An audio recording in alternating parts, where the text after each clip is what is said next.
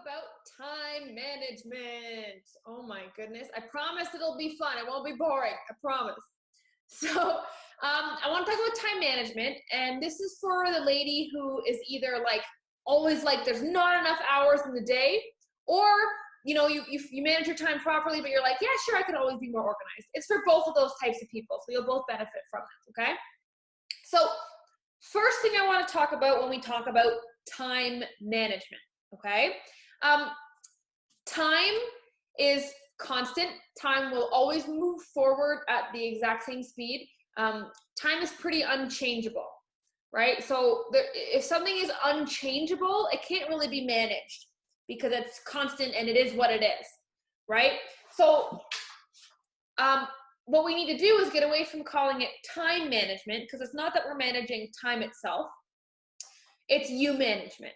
It's not a time problem. It's a what are you doing with your time problem, right? So that little perspective shift will kind of turn the responsibility and the onus on you instead of, there's not enough hours in the day, right? That's an excuse. We don't need to say that. Even if it feels true, saying it, not going to help us. Saying I struggled to use my hours properly today, that is more solution oriented, right? So that's the first little thing I want you guys to know, okay? Second thing I want you ladies to know, who is infamous for saying, I'm busy, I'm so busy, I'm too busy, I have to get this done, I have to get that done. Who's infamous for that? Show me a hand, right? So here's a question I want to ask you. Most of the time, when you say I'm busy, is it coming from a good place, or is it coming from normally a stress place? Where is it normally coming from? Do we ever utter the words I'm busy because we're excited about being busy? Usually not, right? We're not like, yes, I'm busy today. We don't do that, right?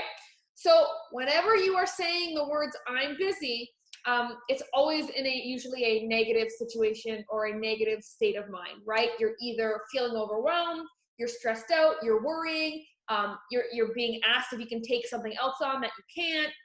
You either missed something or you should be doing something. It's never coming from a good peace of mind, a good place of mind, right? Whenever we utter those words, right? Think about it. Really, really think about it. We've never said I'm busy because it's a good thing, right? And does saying I'm busy change the busyness? No, right? So what I want to get across is saying I'm busy or saying I have to do this, it's wasting your energy. It is wasting your energy because, number one, saying those things changes nothing. Number two, when you are uttering them, you're not in a good mindset. And number three, what is the opposite of being busy, ladies? Being bored. Being bored. And let me tell you, as humans, we are born to be busy. We are born to seek out as much responsibility as possible, because responsibility gives us purpose. It keeps us fulfilled. It keeps us stimulated. We are meant to be stimulated. We are such an intelligent race. We can't not do nothing. Let me tell you this, ladies. When you've got nothing going on, that is when anxiety and depression sets in the most. When you aren't busy. That's when you have time to overthink, to think too much, to think about all the things you wish you were doing, to think about how you can't do this, or what's wrong with me, or why am I so lazy, or why am I unmotivated, or why do I not feel excited, or I'm purposeless. So the opposite of I'm busy is pretty much being bored. When you've got nothing going on, it's boring. And let me tell you, that maybe sounds exciting for a week or two, right? Doing nothing and not being busy. But who's been on vacation for too long and they were ready to come home, right? Had enough of laying around all day. Really, it becomes boring. And the reason I'm telling you this is because being busy is a blessing. Being busy is a good thing. You should want to be busy. Now, it's not going to feel good all the time, of course, but you need to realize that if you weren't busy, you would be 10 times more unhappy than you perceive yourself to be being busy. That's very important to recognize, ladies. Being busy is a blessing, right?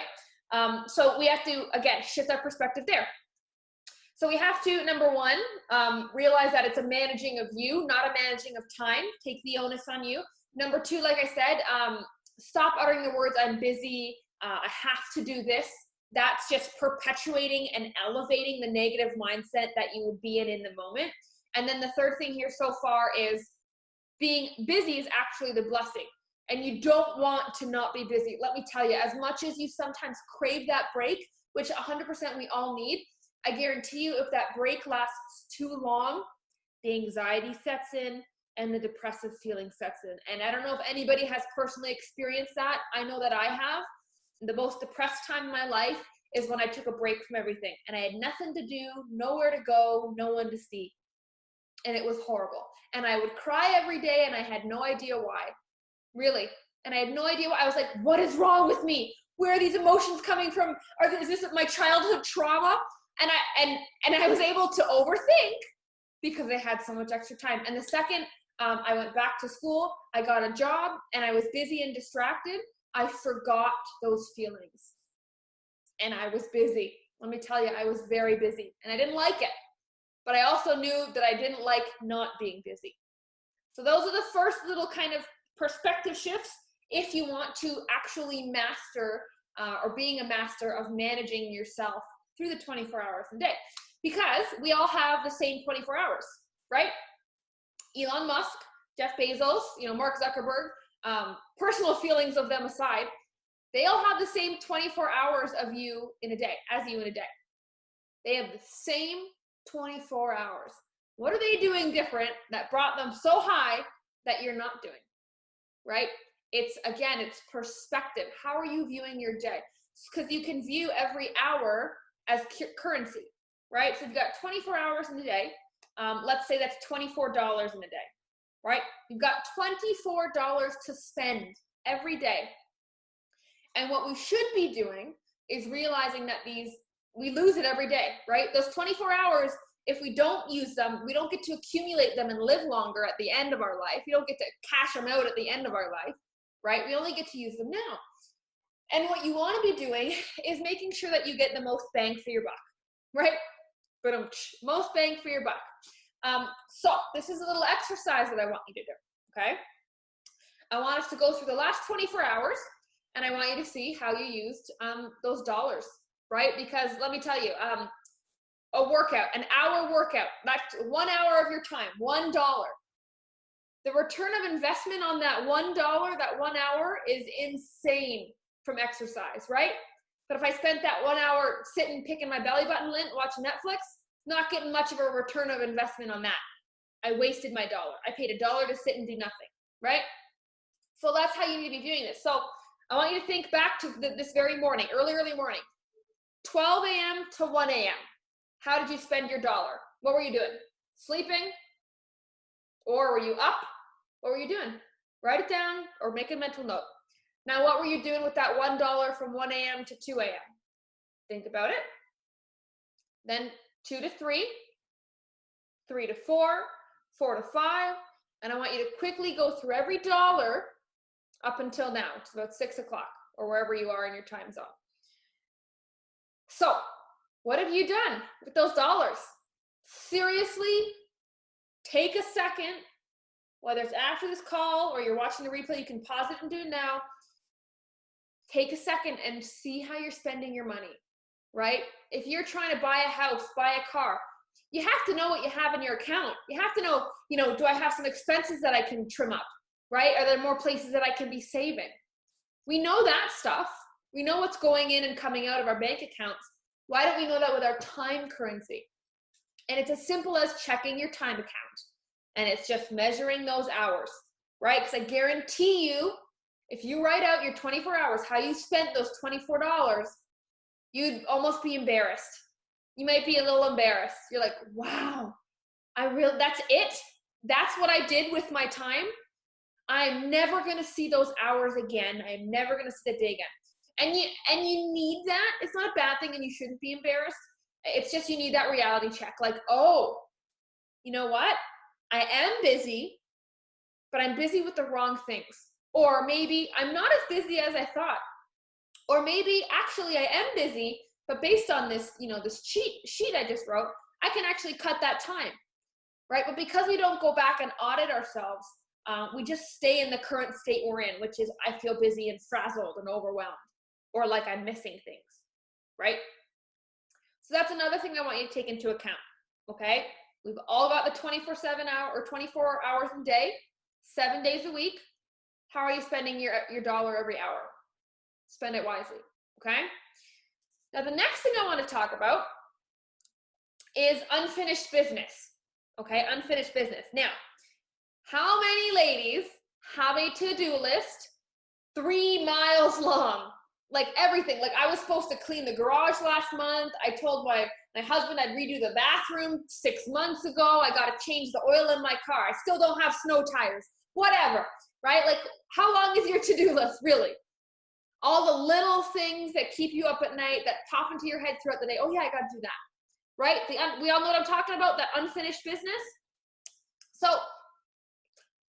in my opinion, unfinished business, okay, the stuff that floats around that we want to get done, but we never really get to, that is probably one of the biggest crimes that you can commit against yourself. And I'm not exaggerating. The reason I say this, and if you are the queen of unfinished business and to-do lists that never get finished, listen close. So unfinished business does 2 things to you. Number 1, it leaves you feeling incomplete. You feel incomplete because you were unable to do something, to finish something. And that's a very empty feeling. It's not a good one to carry around. It makes you question your own word, right? And number 2, all these little things that you said would get done but didn't get done, they're floating around in your head subconsciously. And what you have to do is they take up space, and you have to take time and energy to remember all the little things you said you would do, right? You always recall, oh yeah, I got to do this. Oh yeah, I forgot about this, right? So not only is it giving you not a good feeling, a very damaging feeling, it's now wasting your energy and taking up space in your head. That deserves something more important, that deserves something more of value to you. So the first big step, okay, if you want like a tangible, actionable step off of this call on how can I better manage my time or ease my thoughts about my to-do list, would be how can I get rid of my unfinished business? Because it really is wreaking havoc on the space in your brain. You would be able to do so much more and process so much more and think about so much more and act on so much more things if we cleaned it up. So let's talk about how we clean that up, okay? So it's very simple to start, right? I like to start with a pen and paper, but you can do it online or whatever. Just write down everything that you need to get done, okay? Immediately, today, this week, this month, next month, 6 months from now, 12 months from now. Like, what is everything that is on your mind? Write it down. Go do your normal stuff. Go have dinner. Come back and add to it when you remember more.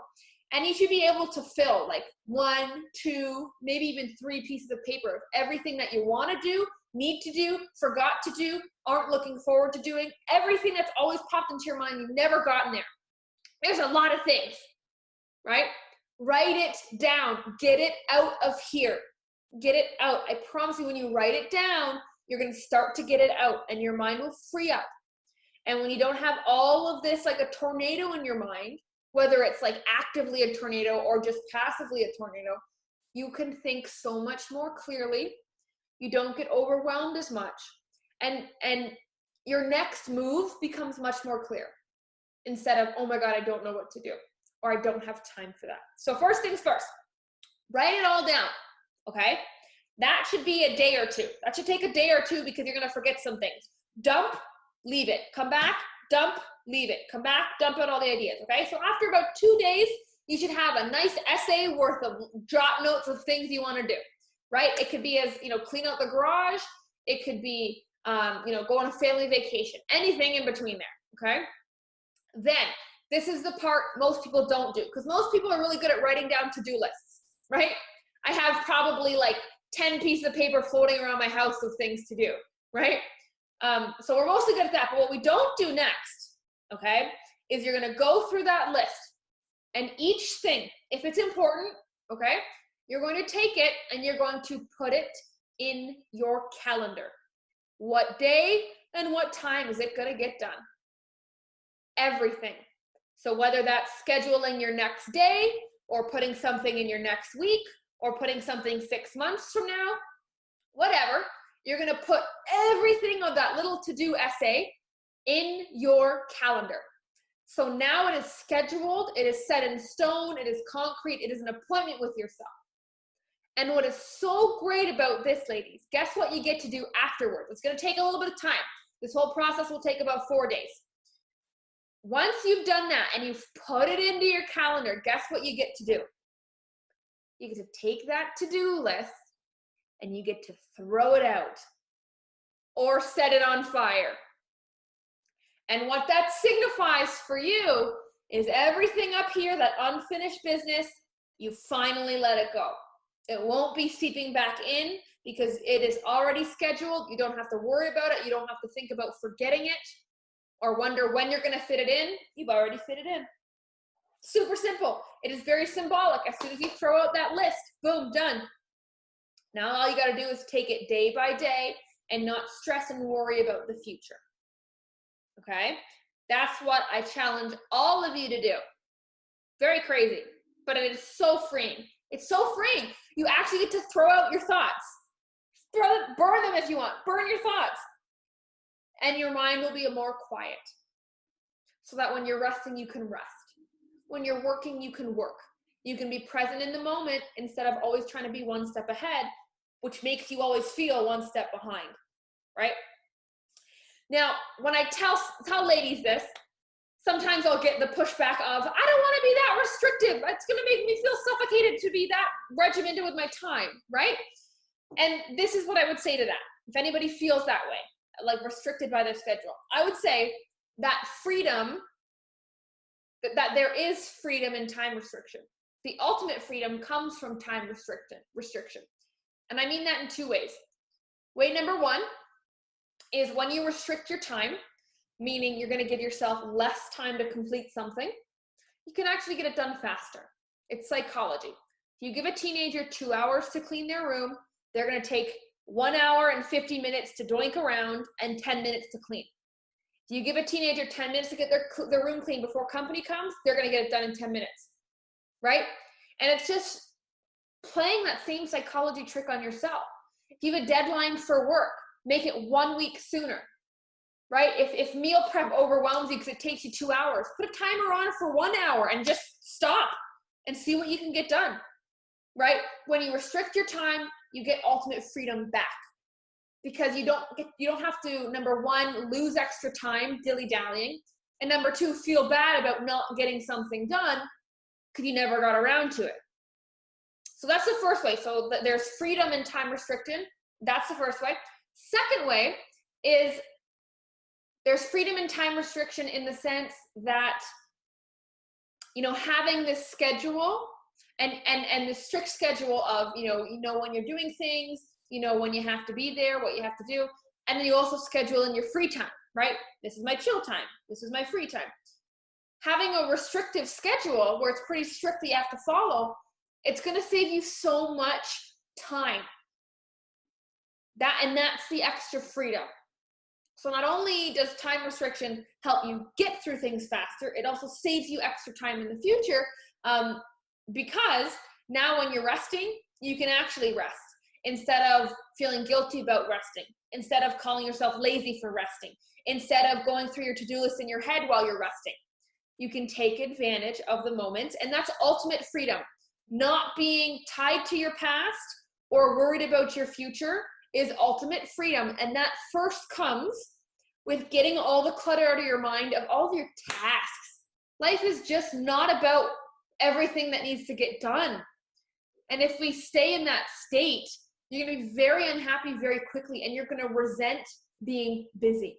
When, like I said at the beginning, being busy is a blessing, and I guarantee you do not want to not be busy. You will be miserable. Maybe a little bit not busy for a couple days or a week, but long-term, you don't want that. Even if you think you do, trust me, you don't want that. So freedom, there's freedom and time restriction. Okay, so if you're somebody who's afraid of being stuck to a rigid schedule, give it a shot. It will feel unusual, it will feel not nice, but I promise you it will give you more freedom in the long run. Now, I think the last thing I want to leave you with, ladies, is now we have kind of this perspective shift around time and being busy and what it means and how to deal with it and look at it. And now that we kind of have this overview of how we spent our dollar every hour, and our to-do list is kind of in our schedule and our calendar, now that we have all of this, one note that I need you to know: if you've scheduled paint the master room for Friday at 5 p.m., okay, let's say you put that in there, what do you think is going to happen when Friday 5 p.m. rolls around?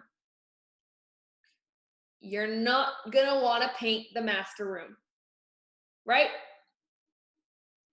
Here's the thing. If every moment or every hour I ask you, what do you feel like doing right now? What's the answer? Vegging out, turning my brain off, or usually eating, drinking, or doing drugs? That's what we want to do in the moment. That is what we will always want to do in the moment. Either relax or eat, right? What do you feel like doing right now? Relaxing, right? Or snacking if you got some cravings, right? If I asked you around noon, what do you feel like doing right now? Relaxing or eating. That's what we want to do, right? So I am here to tell you, you're going to have this beautiful schedule that gives you clarity of mind, but when it comes time to fulfilling it, you will not want to do it. Don't waste time wondering why or feeling bad about it. That's when you get the opportunity to push yourself and do something you don't feel like doing. And the first step in doing something you don't feel like doing is recognizing that, or preemptively stating that you won't feel like doing it beforehand, right? If I'm going to paint the master bedroom at 5 p.m. on Friday, when Friday morning rolls around, I'm going to look at my schedule and be like, okay, cool, yeah, paint, I'm excited for it to be done. And then you're going to tell yourself, when 5 p.m. rolls around, I know I'm really not going to feel like doing this. And then it's like a weight lifted off of you. It's like kind of breaking free from shackles. You're not going to want to do 99% of the things in your life. You're not. You don't want to change your baby's diaper. You don't want to be the carpool for your kids all the time, right? You don't want to stay up late and talk to your husband because he needs some attention when you just want to pass out. Like, you don't want to do those things. You may want to do those things, which is why we do them, because we know we should do them, but it's okay not to want them. That is not the point of why we do this stuff. The point is to become a hard, strong woman that's a woman of her word. Like, follow your schedule. That's the basics. If you really want to, break the consistency secret, follow your schedule. That's it. Because every time something hasn't gone to plan, or you've fallen off or feeling unhappy with your progress, it's because you didn't plan, or you did plan and you didn't follow your plan. So the answer is to not cry about where you are at. It's to plan again and try again. We gotta shorten the time between falling off plan and creating a new plan or getting back on plan. You gotta shorten that time. That time's gonna be there. You gotta shorten that time. Why are we shortening it? That's time management. What are you gonna do with the $24 in your day? What are you gonna do with it? Are you gonna waste 5 of them worrying about why you can't get back on track? Or are you gonna take 1 hour and say, I'm okay, this is gonna happen, I'm not gonna wanna get back on track, but this is what I'm gonna do. Something small, right? It's just perspective that way. And I think one of the most freeing things for me that's helped me work out when I don't feel like it, meal prep when I don't feel like it, stay up extra late to get an assignment done when I don't feel like it. The biggest thing is knowing that I'm not going to want to do it. In fact, the way that I approach most of the things in my life is that I'm not going to want to do it. Everything. I preemptively prepare myself to mentally not want to do it. I'm like, oh, I know I'm not going to want to do this. I'm going to have to do it anyway. And then either I was right but I'm not, so I was right, but I'm not shocked by my reaction when I get there. So I'm not off put, I can keep going. Or I'm wrong and I'm pleasantly surprised that I want to do it. Right? And it is great. Like, even, it's funny, even if you want to look on the intimacy side of things, right? Like, prepare yourself to not want to do it. And then when you do, you're like, all right. It goes for everything. And it sounds silly and it sounds simple, but it's true, ladies. You, like, if you look at all the things you did today, if you had your way, you didn't have to pay bills, and you didn't have people to take care of, would you have done half the things you did today? No, because you didn't want to, but you had to. That's why you did it, because you had to do it. But what about the things that you want to do, but there's no consequences if you don't do them? And because there's no consequences, because they don't need to get done, you choose not to do them because in the moment, you don't want to. You don't need to eat healthy. You're not going to die tomorrow if you have a Big Mac, right? There's no urgency to eat healthy. And there's nobody watching you eat healthy. There's no one asking you, right? Did you eat healthy today? There was no one holding you accountable to if you ate that broccoli or not. Why did you do it? Did you strengthen yourself? Did you make yourself do something you didn't want to do, even when there was no consequences to not doing it? Because normal consequences is, oh my God, I can't pay a bill. Oh my God, my husband will be mad at me. Oh my God, my kids won't go to school. Those are the consequences of life we built, right? We have to do X or X will happen. Very few times do we do things because good things will happen, unless it's food related, right? I'm going to eat that cake because it's going to make me feel good, right? Right. But very rarely do we do things because we should. We do them because we want to or we have to. What about when we don't want to or we don't have to? Then who are you? That's the real you. When you don't have to do it and you don't want to do it, then what happens? Do you still do it? And that's what we're trying to strengthen you to be. The person that does it, even though they don't have to and they don't want to. You just get it done because you know it's the right thing to do and you know you're going to feel better about it. And you know you're going to feel good about yourself. Maybe not today, maybe not tomorrow, but you will feel good about yourself. So, ladies, that is my little rant on time management. Okay? Really sit with that. That was a lot. That was more in depth than I was expecting. I went on a rant as usual. But really, so I want you to wipe "I'm busy" from your vocabulary unless it's said in a positive way or followed by a solution to the busyness. Okay? Wipe that from your vocabulary. I want you to do a time audit on your day. What did the last 24 hours look like? How did I spend my dollars? Doesn't take much time. And then notice. And then all I want you to do is once you see it laid out, I want you to say, am I justified in feeling busy based on how I spent my 24 hours? And it'll be yes, no, or maybe. But at least you're more aware. And you can choose your words more carefully now, actually knowing the facts instead of how we're feeling. And then dump your to-do list, put it in your calendar, and start following it and becoming a woman of your words, right? It doesn't matter if you fail today, you can try again tomorrow. It doesn't matter if you fail tomorrow, you can try again the next day. Stop wasting the time in between feeling sorry for yourself or wondering why it happened. If you just keep trying, it will fix itself over time anyway. Time is the theme, right? And one of the big things that really released me, like I said last time, expect to not want to do everything. And it takes the pressure and it takes the shock of, and it takes away having to overcome that, right? Like when I don't know if anybody's had this before, you ever had a day where you really didn't want to work out, so you didn't. You're like too tired, you talked yourself out of it and you didn't, right? But if you knew all day that you had to work out and that you weren't going to want to work out, there would have been a much, much higher chance of you actually being able to do it than if you're like, I'm going to work out today. Woo! And then you come to time to work out and you're like, woo! Right? If you expect to react that way, it's not a surprise and it doesn't throw you off as much.